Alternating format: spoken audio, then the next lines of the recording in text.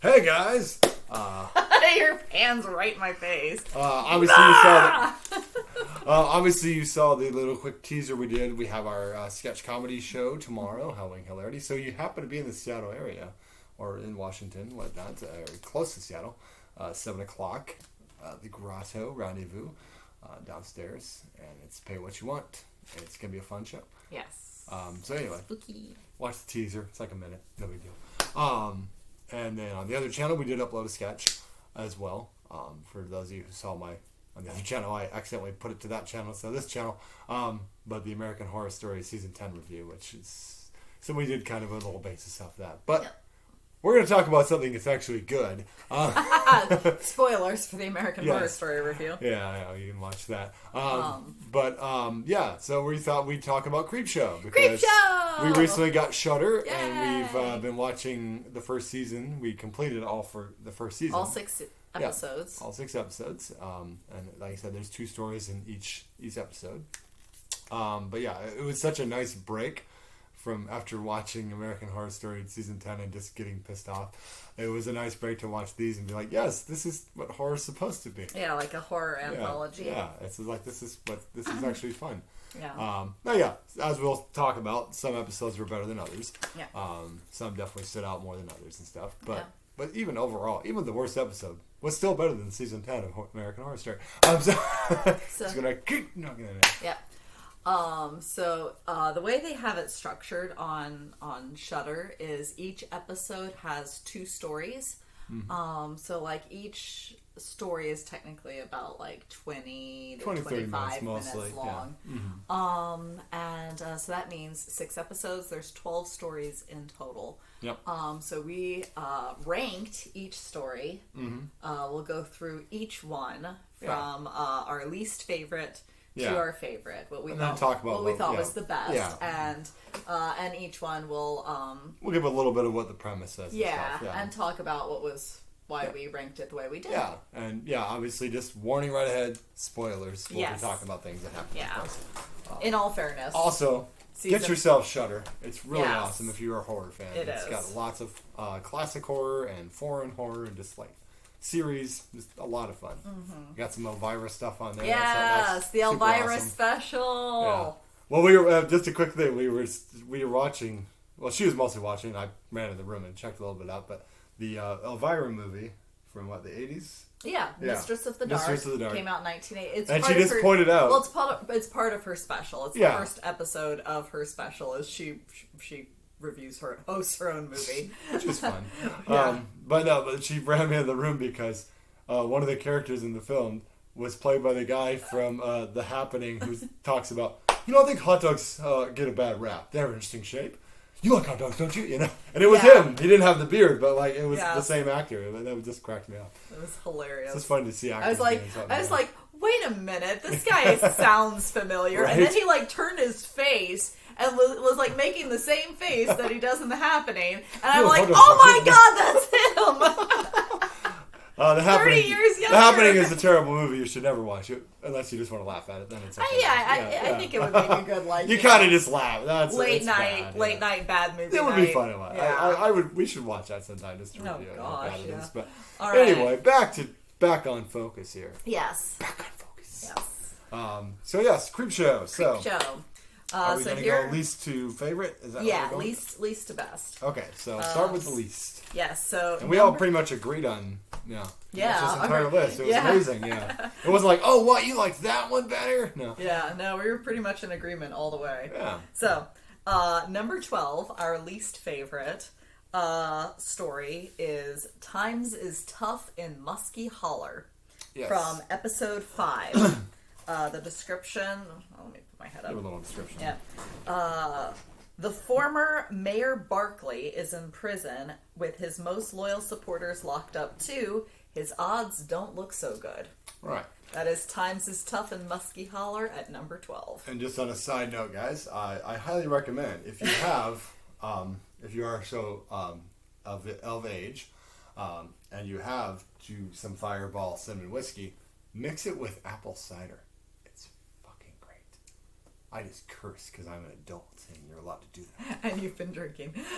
Just a little bit. I know. I have a pizza. And I had a big pretzel at the movies. Yes. Okay. We went and saw Halloween Kills, and yeah, it was very good. Yeah, we'll review that another time. Another time, yes. So Times is Tough and Muskie Holler. Why was that our least favorite? Well, number one, because the one before that was. It seemed like the one before that, whereas most of the other ones were like that 25. It felt like the first story was longer. Yeah, so this one only had like 10 minutes or something. It was like really weird. Because I didn't actually check the running time. Yeah. Maybe it was more evenly divided than we're thinking, but it felt short. It felt like it was over like that. Very short. And it was, David Arquette is in it, but for a little bit. He's like a nothing character. Yeah, he's like, just a nothing character. Way to waste your David Arquette. Yeah. And, but it just was kind of like, the basic thing was like these people were underground and they were locked up, and then they were trying to get back at these people because I guess there was some kind of leak or something in the town, and people started turning into zombies or something. Yeah, well, the zombies had been rising from the grave, so they had relocated their town underground. Yeah, and the guy who took over as mayor was abused his power and was executing people by politicians and things like that. Feeding them to the zombies, and then he gets fed to the zombies. The end. I will say that the guy playing the mayor though was very fucking entertaining. I will say him. Yes. He was funny. Because he was just he kept just saying, I am whatever. Yeah, the way he kept ranting, that was fun. Yeah, to the point where his face is turning purple, and he's got these for a minute I was like, is his head about to explode? I know, yeah. Is he turning into a monster? No, there's no special effects going on there. That's just the actor. And so props to him. Yeah. But unfortunately, and this is I guess part of the disappointment is all if there was more going on, he would have had more to work with, and it's all if there's no story, what we just described, that's everything. That's pretty much everything that it goes back to a little bit it's in the middle of it. They're kind of narrating a little bit of what happened. Yeah, but it's not. Yeah. It's way too much trying to piece stuff together when it's all why didn't you show any of this? It's very clear, I mean, to me anyway, that this was the story that had the smallest budget to work with. Right. But you couldn't have filmed some of this that you're expositing about instead of telling us. So it doesn't feel like a comeuppance, right? Because we don't actually see the mayor. Yeah. Do what's been talked about. Yeah, they only have one Bruce scene where David Arquette hits some guy in the back of the head with a nightstick really viciously. That's the only really bad thing that we see. Yeah, they give some lip service that his character. Yeah, trigger warnings. That his character is a rapist, but but they don't really. Yeah, it's probably not that I wanted to see that, but no, but it's also nothing in his performance or his interactions with anybody, and it just seems like a throwaway thing. Very to be hate this guy. Show don't tell. Yeah, it's a huge problem in this one. So definitely the weakest episode of them all. I would, yes, right. Absolutely. So we move on to number 11. So number 11 for us was All Hallows Eve from episode 3. All right. And the description for that is, teens go trick-or-treating, but they aren't met with smiles and sweets. Right. So, let's talk about the problems with this one. Now, overall, yes, if you're going to do a Halloween story, I mean, you know, there's a lot of Halloween stories out there, so that is already, you're working against a lot of other Halloween stories that have been, done better. But I mean, you can. But there's always something you can add, yeah. But the basic premise is there's this group of kids, and they dress up in the same costumes every year, and then they go to people's houses. Mm-hmm. And people are scared of them. And they're scared of them. So you can see the twist coming. Yeah. A mile away. They're not and I think that's part of the issue is they think they're being subtle with this twist. Mm-hmm. They're not being subtle with this twist. You can you know where it's going. The kids are dead. Yeah, like we already put a spoiler warning up ahead of time. They basically are dead, and they're coming back to get all the kids who set them on fire. Who murdered them.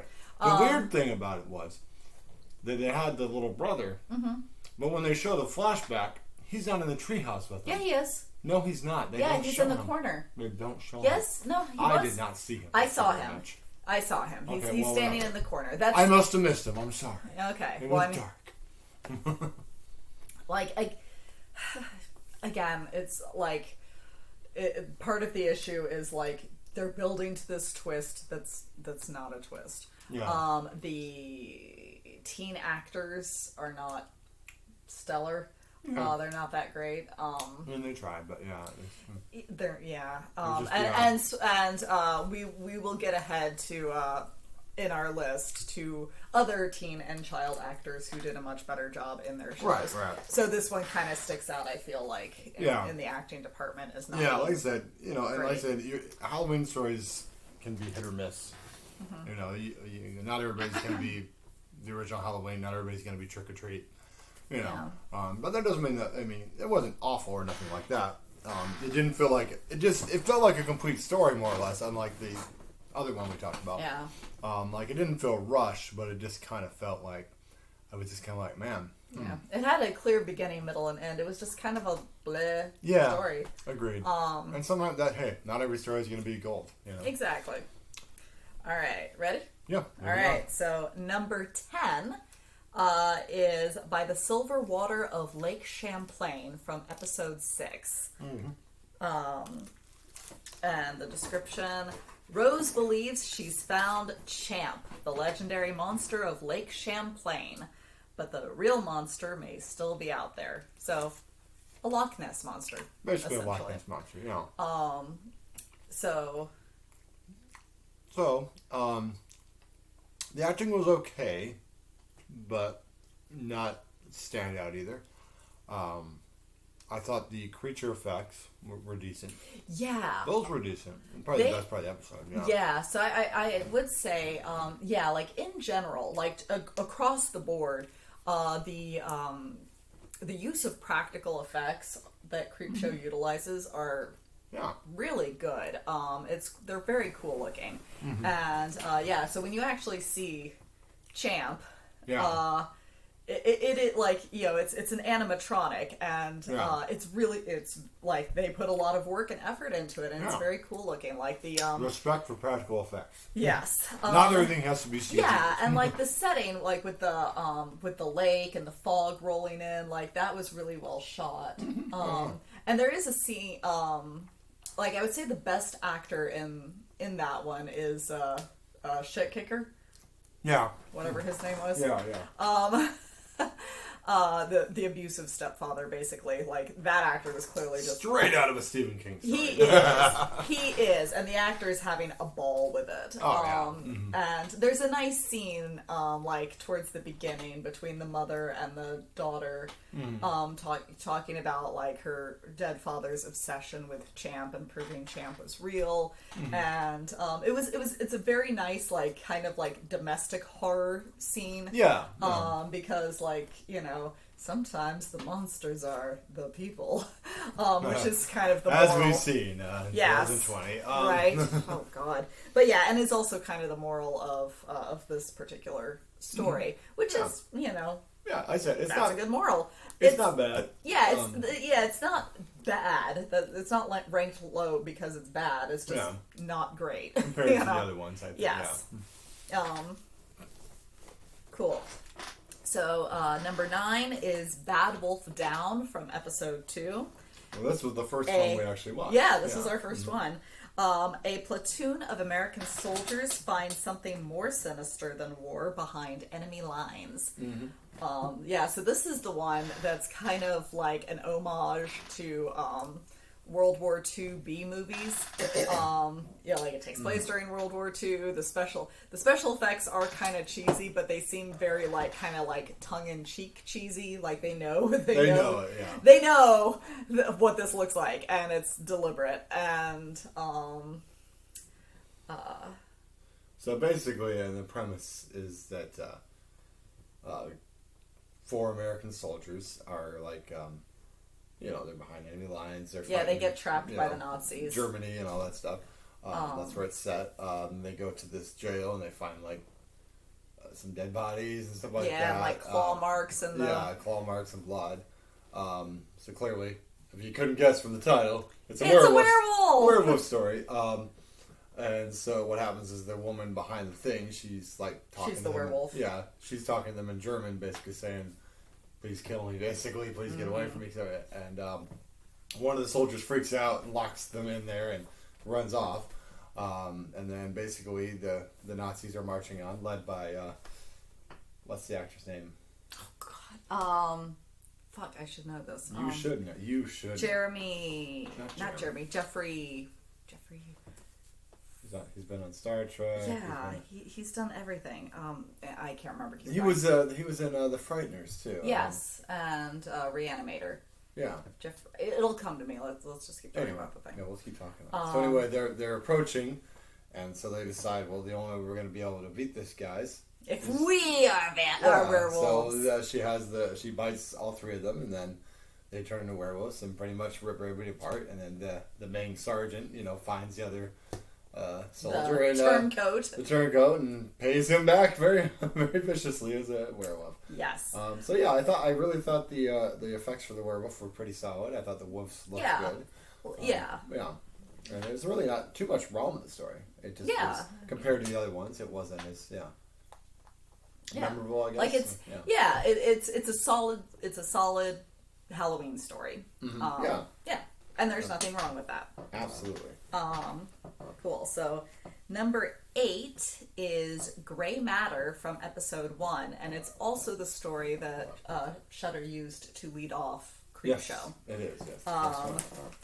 And this one has a couple of familiar faces. Yes, it does. You have Giancarlo Esposito, who was on Breaking Bad. He's been on The Mandalorian. He was on Homicides last season. Yeah. Adrienne Barbeau, of course, who was in the original Creepshow movie in the box story, and used to be married to John Carpenter as well. And the Jigsaw guy, the guy who played Jigsaw in Saw, the voice of Jigsaw. His name's not Tom. It's not? Okay. I'm trying to think what his name is. Yeah. See, we can't think of names today. It's too late at night. We've been out and about today. Yeah. Very busy, so. So the synopsis for Gray Matter is after the death. I've been drinking. After the death of a loved one, a drinking habit becomes insatiable. Yeah. This was interesting. Yeah. Because basically these body horror. Yes, this is a big time body horror one. Basically our 3 main actors there are at a bar, a diner. I think it's a diner. And they're kind of just talking, and then this one younger kid like they're basically hunkering down because for a hurricane that's coming through their tiny little seaside town. Yeah, and basically this younger teenage boy walks in and says, you know, talk about his father and all that. Says something's happened with his father, and they're trying to calm him down and say he was, you know, and then I'm just gonna call him Jigsaw for now because I can't remember his name. Jigsaw and Giancarlo Esposito go to say, well, we're going to take a case of beer over. Yeah, and see if we can help. See if we can help your dad, and you just calm down here. And as he explains what's happened to his father. Yeah. And so, after his... Sorry to interrupt. Go ahead. Just talk all day. No, it's just I wanted to point out that one of the cool things in this story was the editing. Oh, yeah. The way, because, like, the kid... tells the story of what happened to his father, how he basically became addicted to this specific brand of beer that turns out to have like mold in it or what the heck ever, like that, and is like turning him into this creature. But the way they edit it is all like they're showing the story of the father like decomposing essentially as they keep cutting back to the modern day house where you see like everything is like just a mess, moldy, everything and just like, and the way they keep cutting back and forth and where it's all like Like I'm sorry your father changed like that into an alcoholic, and he's like, no, that wasn't the change. That was just the beginning, as a cutting back to like this like mold monster, sludgy monster, disgusting. Yeah, oh, it was kind of and yeah, because he's sitting there at the beginning talking about, I can't believe I did that, and, I can't, and well, basically, essentially, it was a trap for other main characters to basically go to his house to feed his father, basically, and you find because his father is these eating dead children and these dead people and stuff like that, and you just his father's he gets Jigsaw and stuff like that. Mm-hmm. It was interesting because the body horror element of it kind of reminded me a little bit. It was different, but it reminded me of the one that Stephen King was in Creepshow when he turns into the plant thing.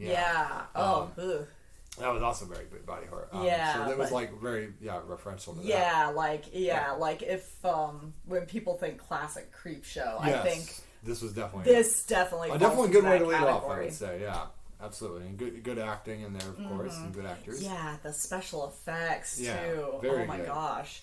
Thumbs up on that one. Yeah. I think the ending was the only thing we were. Like that's the only thing that I feel like brings down its score, is because I don't know who decided they needed to up the ante in consequences or whatever, but like it really should have ended with like the reveal of the mold monster, him eating Jigsaw, and just the reveal of reacting to it. Like that should have been the end, but like they decided to tack on this extra thing of all like, oh my gosh, we're adding up all the beer that's been sold, and now like these mold monsters are gonna take over the world, and it's all like it just feels very rushed, and like suddenly like there's all these mold monsters like attacking them, and it's like it comes out of nowhere. Stick with one mold monster. Just this isn't zombies. It's a mold monster. And it's like it was kind of like, well, why you didn't need to do that. So basically, guys, don't become alcoholics, or you might turn into a mold monster. Is the message of the film. Anyway, moving on. So numbers. We're getting to the really good ones. Like from here on out, they're all good. Definitely. Mm-hmm. So number 7 is Lydia Lane's Better Half from episode 4. Lydia kills her lover and needs to hide the evidence, but after an earthquake, she gets trapped inside an elevator with the body.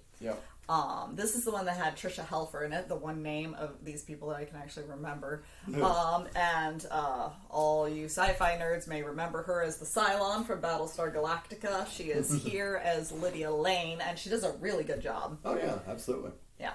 And definitely some very claustrophobic horror in this one, being stuck in that elevator and stuff, and just kind of the creepy elements. The body keeps falling on her and things like that. Like there's some really fun like mind game elements in play, like where like you never really figure out if like the body was possessed or moving or whatever, or if it's just all in Lydia's head because of the guilt she feels.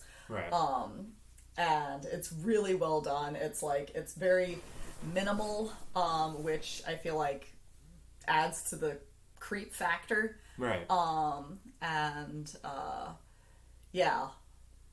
Just a really good, like, just classic sort of like campfire style, like horror film. Absolutely. Because obviously the death at the beginning is an accident. They get into a fight, an argument because about a promotion and stuff like that, and then she ends up falling and hitting her head basically and dying from that. So that was kind of, then she's just like, oh fuck, because there's a giant fucking crystal in her brain. It's I don't think she's gonna survive. She's not surviving that. Cool. That was a good one too. Check that one out. Next. All right. Number 6 is Night of the Paw from episode 5. A killer gets stranded in a funeral home with a mortician and his monkey paw. Stop if this sounds familiar. Like, as soon as you get to monkey paw, you know where they're going with this. Oh, yeah. And this has Bruce Davison. For some of you might remember as the original Willard. And also he played Senator Kelly in X-Men, amongst lots of other roles he's been in. Like Ben. Ben, the two of us. That was actually the song. That song was actually in the sequel. I think a lot of people mistake that was in Willard's first one. Yeah, I didn't realize that. I didn't know that either. Okay, cool. My dad was a big fan of that. So Gotcha. Moving on. Yes, so I would say this is one that I feel like we ranked it as high as we did. Mm-hmm. Again, it's very good. It's very well done. Yeah. But like we all know the story of the monkey's paw. Yeah. A big part of the reason we ranked it as high as we did is Bruce Davidson. He's amazing in this. He gives cheers to you, Bruce. Yes, he gives an amazing performance as the mortician with the monkey's paw. Yep. Who has made some very poor wishes. Yes. on it because that's just the way a monkey's paw story goes. Yeah. Yes, and his wife is dead, and so he tries to wish for her to come back, and unfortunately she wakes up in the coffin, and he goes to get her out of the coffin and unsew her mouth, and then she bites him because she's a zombie. Yeah, which was interesting because that's not in the original story. It's not specifically based on the original story. Yeah. But that's like part of the horror is from the original story. Is like you never because in that one it's the son who dies, and then they wish him back to life. Yeah. And then his animated corpse essentially comes scratching at their front door. Until they they're like as you were. So it's not so much like he became a zombie. It's just the body lives. The soul is no longer present. Right.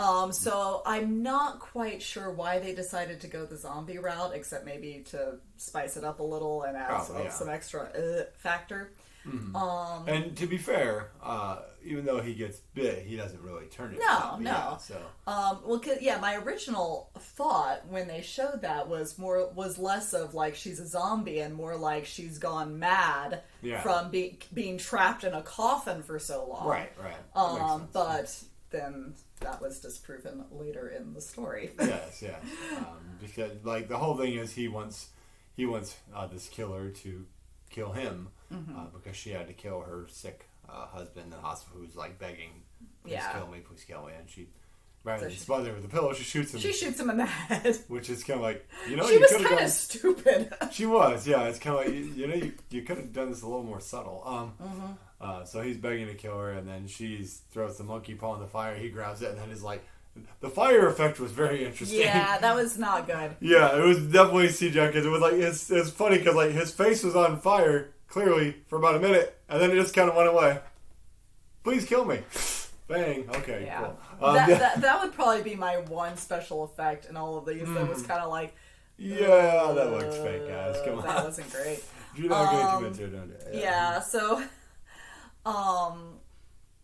I would say probably my big criticism, and we talked about this before, is the framing story with the because the whole thing is like he's brought this woman to his house, wished her to come for her to kill him. Yeah.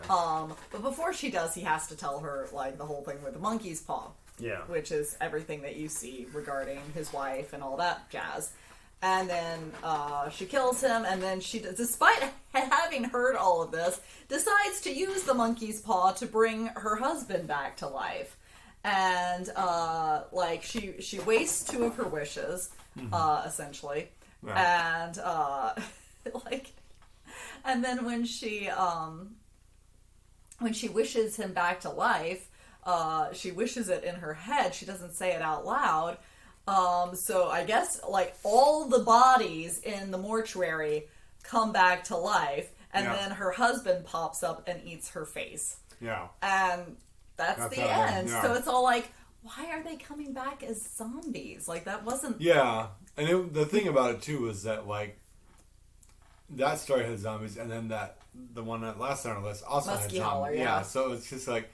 I think you're too much zombies here, guys. I think if you're going to do two stories, they should be very different. I think like it just didn't like. Plus, me personally, I'm kind of over zombies. Well, right also now. It's just like not all animated corpses are zombies. Yeah, agreed. And also they should do more like the old style voodoo zombies where they're not really like trying to eat your brains, they're just mind controlled, you know, like that. I like to see a little more fresh takes on that as opposed to the Walking Dead stuff, Resident Evil stuff. But basically, ultimately, the framing story doesn't need to exist. Is where we were going with that. Sure. Like Bruce Davison carries it all on his own. Mm-hmm. You didn't need the framing story. Agreed. So that was that. Mm-hmm. So let's see. We're getting. Oh, it means we are up in the top 5. Top 5. So number 5 is Skin Crawlers from episode 6. Dr. Sloan. More body horror, guys. Oh my gosh, yeah. Dr. Sloan discovers a cure to weight loss in a rare fat-sucking leech. I think we can imagine the body horror. Even though it really shocked you. It didn't shock me. It just was like, oh, okay. I wasn't sure how it was going to happen. Because, like I said, it's basically like a lot of overweight people are trying to find a way to get rid of the fat. And this guy's found these like body leeches that basically suck the fat out, and then they're skinny. Unfortunately, for them, they decided to do this on a newscast, and this one guy's kind of skeptical, and he walks away from it. And he's like, I'm not going to do this, you know. I don't want some leech on my belly, you know. But then one of the girls that he meets at the thing comes back, and she's all thin. So they go on the news to show this. Unfortunately, this is also the time of a solar eclipse, apparently. Which solar eclipses, I think, affect how animals react or something like that. Yeah. And so he starts kind of twitching, and then basically, like, heads blow up, and people's bodies explode, and because the leeches are coming out, and I'll be honest, I thought it was hilarious. It was kind of funny. I loved, like, it, because, like, it's so, like, grotesque to a ridiculous degree. The special effects, again, they're practical effects. They're very, like, kind of, like, Tremors looking. A little bit of Slither, too, with the little leeches thing. And, like, you know, just the lady, like, running at the camera with, like, the leeches, like, them coming out of her eyes, like, Yeah, it's very tongue-in-cheek. And the guy, the main guy was pretty good. He was pretty funny. He was funny. I think he's a comedian, I believe. This was just fun. Fun little monster story. Yeah, monster story. And number 4 is The Finger from episode 2. And this one has DJ Qualls. Yes. A man with a passion for found objects finds something particularly odd. A finger. Yep. And it's growing. Yep. This one was very entertaining. It was also this one was very comical too. Yeah, this is another funny one. And this is another one where, like, the lead actor, DJ Qualls, gives a great performance. Absolutely, And unlike some of these other ones, like, he is allowed to just carry the story. He doesn't get hampered down by any framing devices or anything. Mainly because he is the framing device. He's the main character and he's the narrator. Yeah. And so basically he finds this finger, obviously like the story. Yeah. Basically, what does he put it in the freezer or the refrigerator or something? Yeah, he puts it in his freezer. Yeah. And it starts to... It grows into, like, a little monster. Yeah. Which he names Bob. Yeah. And let me tell you, for monsters, cutest monster you'd ever see. Yeah, because, like, I mean, he is kind of gross looking when he's gross looking, but he's also kind of cute. He, like, in a cute way. Yeah. And, like, the relationship that forms between the two of them is actually, like, really cute, and you're just kind of like, aww, Bob likes chips. Yeah. Bob's never known friendship, but DJ Qualls is over here giving him friendship, so he's gonna, like, wrap a little finger around his hand. It's so cute. Oh, Bob wants to kill for him. Oh, that's cute. Oh, he killed his ex-wife and his 2 step... Oh, okay, well. Then it starts getting into, like, what the heck? Yeah. But, like, or like, there's the one scene where he's, like, where Bob goes, like, across country to kill the woman who's been harassing DJ Qualls over the phone, and he's like, how did he even get there? Can Bob fly? And then it cuts to, like, the little puppet thing, Yeah. like just flying through the air with his little like stretch wings. It's so great. Oh, so like it is funny, but it's also like kind of disturbing. Oh yeah. Which is great. That's for me. That's a horror story. For me, that's Creepshow in a nutshell. Yeah. And it's pulp fun. Yeah, good pulp fun, and yeah. And he winds up in an insane asylum at the end, but he's still like narrating to us like, Bob is coming. You've made a huge mistake. Yeah. Bob is coming for me. And like there's even like kind of a scratching noise right outside right outside his cell at the end. And so it's all like it kind of plays with the idea of like whether or not Bob actually exists. I personally think there's enough evidence to say that he does, because it's all like there's no way DJ Qualls went cross country to kill a woman whose identity he technically doesn't even know. Certainly, exactly. Yeah, that was a good one. Yeah, so that was a really good one. So number 3 is The Companion from episode 4. This one's got a scarecrow. A really creepy scarecrow too. Yeah, so Harry stumbles upon an old scarecrow and brings it to life. Yep. Now this kid has actually been bullied by his older brother a lot. Yeah, like severely. More like not just bullied. Like there is like physical and possibly sexual abuse happening in this. Like I don't know what's wrong with his older brother, but he is like fucked up. Yeah. It's got kind of like an 80, like it kind of felt Stand By Me-ish, the way they shot the opening scene where Harry is like fishing by himself at the creek, and his little friend comes over to like try to comfort him and it's a very sweet, like the actor who plays Harry and the actor who plays his best friend like are very good, and they have good chemistry together. And like before really knowing where this was going, like my first thought was like, oh, I hope you two make it out of this okay. Like, you guys are just great. Indeed. So then his brother ends up coming and chasing him, and he finds this scarecrow who like had like a knife in him, and he pulls the knife, and that brings the scarecrow to life. But then we get kind of a little bit of a backstory of how the scarecrow came about. And it was this widower, his wife has died, and he became very lonely, so he kind of was always very handy, so he basically built a scarecrow, and that thing basically came to life and became kind of a companion. He also used a heart that his wife had knit for him as the heart for the scarecrow. Right. And so like the scarecrow comes to life initially as a friend. Yeah. Like when they first show him like just chilling on the porch. Yeah. Okay, this is kind of creepy, but you're harmless, and then he's not harmless anymore. Then he kills. Then he murders a little girl who just wanted to sell him some Girl Scout cookies. So it gets pretty violent and vicious. But towards the end, basically the kid ends up bringing him to take care of his older brother. Yeah. Pretty much, and it's it's pretty creepy.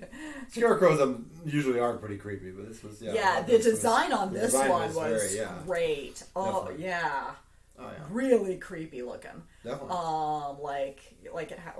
Its fingers have like these tendrily things going on, and like they had this kind of cool, very simple effect where like anytime the scarecrow was approaching, he was preceded by this big purple light. And purple isn't a color that's usually used in horror. So it really makes it stand out as something that's all like creepy and otherworldly. Or like the one shot where like the scarecrow is coming down, like Harry's hiding in the cellar and the scarecrow is coming down after him. And like it's like the door opens and then you see like the purple light. And then you see like the shadow of the scarecrow's tendrils coming down the stairs before you actually see the scarecrow. Like it's really well shot. And the guy who plays the widower is also really good. And like even though, because ultimately the widower shot himself because he was so torn up with guilt over the death of this little girl. Yeah. But so like, even though you know he's about to meet a horrible end, when they're showing him in flashbacks, you're like, oh, this poor guy. Right. Oh man. Oh, he's got a friend. No. No. And like the fact that like, because he, I think, has like what 5, maybe 10 minutes of screen time in the whole thing, and like he gets you to feel for him that much. Totally. Like really good stuff. Definitely. So yeah. That was a really good... Ooh, we're getting into... Number 2. Number 2. This is The Man in the Suitcase from episode 3. Yep. Justin brings home the wrong suitcase and finds a man who spits out gold coins when he is in pain, stuffed inside. Yeah. This was very interesting in Yeah. terms of... I wouldn't necessarily say body horror, but seeing the guy have to be folded up in a suitcase is very... It's a really weird, unnerving feeling. Yeah, it's a very unnerving shot. It's what they use for the thumbnail, and it's just seeing that, I'm like, what the what? Yeah. How'd that guy get in there? Yeah. So basically, like I said, he finds it, he opens up, and he finds out that if he's in pain, that he spits out gold coins, and it's just something that he's always had happen. And he says he met the wrong people, and they stuffed him in this thing, and so he's trying to pull him out. And, and he promises him, well, when the kid first realizes this is happening, he promises him like any gold that I happen to spit out while you're trying to free me is yours. Yeah. And unfortunately, he tells his roommate and his obviously cheating girlfriend, who's cheating on him with his roommate. They're not nice people. Yeah, they are rotten people, and they basically torture this poor guy. Severely, kicking him and like electrocuting him and beating him. Yeah, like a car battery and all that. And so it gets to a point where the main guy is like, no, guys, let's just stop this. Like, you're going to kill him. And then his girlfriend hits him in the head with a damn hammer, which somehow he survives from. He's definitely bleeding, and then he gets knocked down the stairs. But then what's really cool is that suddenly you see the man in the suitcase's eyes light up.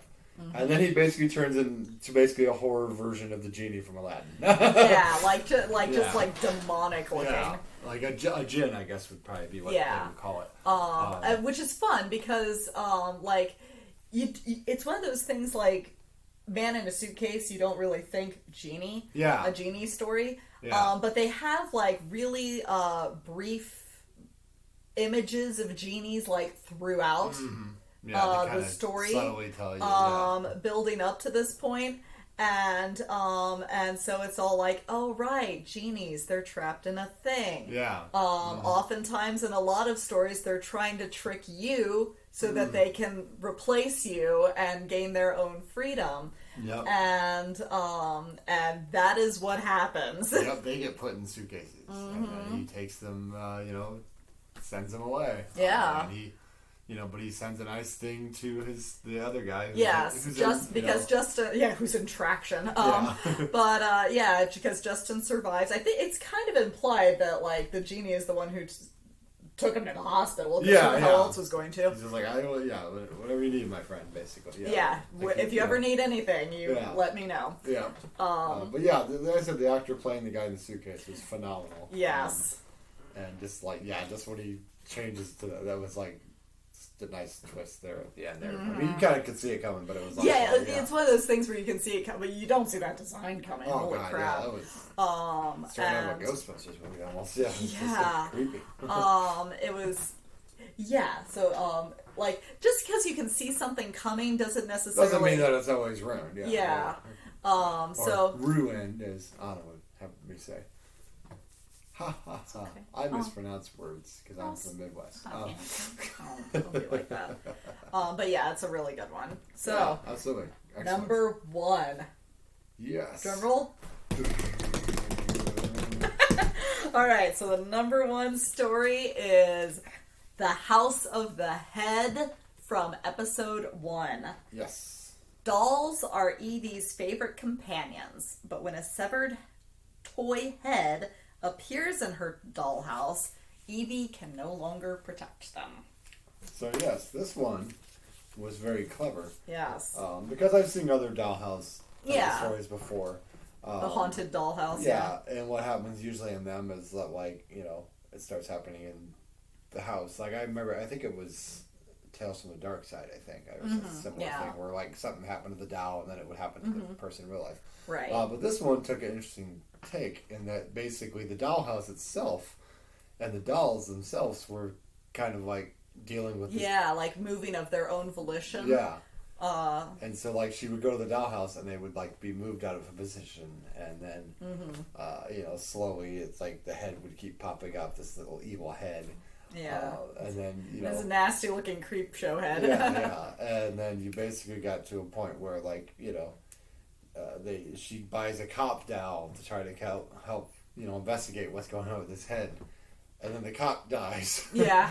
and then basically one by one that head basically, you know, decapitates the parents. And yeah, like she gets a shaman to try to like, you know, exorcise the demonic head. And the shaman gets decapitated. Yeah. And then basically it ends up being like, I think does she try to pull it out, or does it just like end up under her bed? Yeah, she, cause like the head winds, cause like their family is like, you know, little parent dolls and then a little boy that she's named Ethan. Yeah. And what winds up happening is that the parent dolls wind up dead, decapitated, and the head has possessed Ethan. Yeah. And she like pops the head off of Ethan's body, but it goes flying into her room and under her bed. Yeah. And then she's like, well, I can't have that head in my room. Yeah. And so she goes looking for it, and, you know, it's been like this big the whole time because it's, you know, for a doll, in a dollhouse. And then when she finds it under her bed, it's like human sized. Yeah. And so like kind of like if she had let it go on any further, like then yes, it would have taken over her house like it did the dollhouse.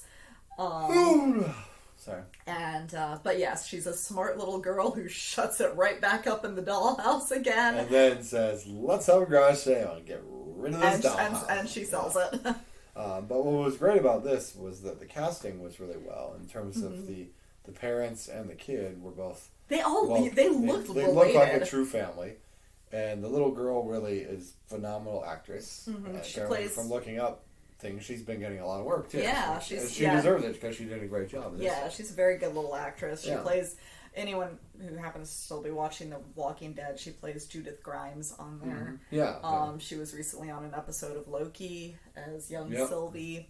But yeah, really good actress. And also just the way they filmed it was really clever because like nothing had to be really complicated. It's all very simple because it's all like with dolls. Yeah. But like they did a real, because the layout of the dollhouse, like they go from room to room, and just the way they build suspense just from moving the camera from room to room is really effective. Yeah. And it's like it's not like this overly complicated thing. But it's all like it really really using what you've got to the best of your ability. Yeah.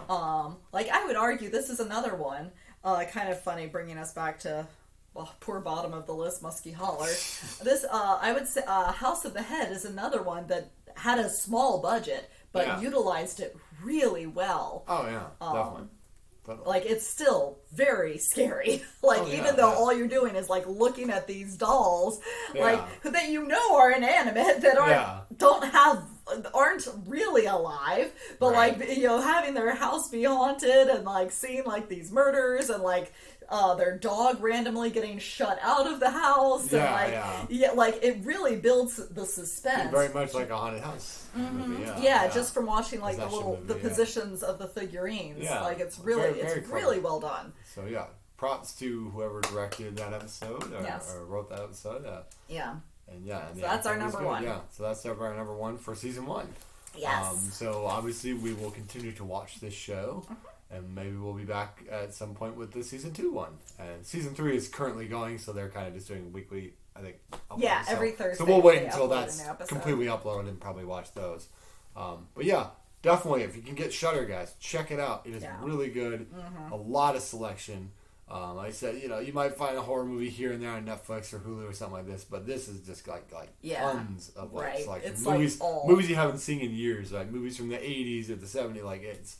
You know, a classic Italian horror, just like lots of really good stuff, guys. So they did not sponsor this video, but if they'd like to. We'd love to talk.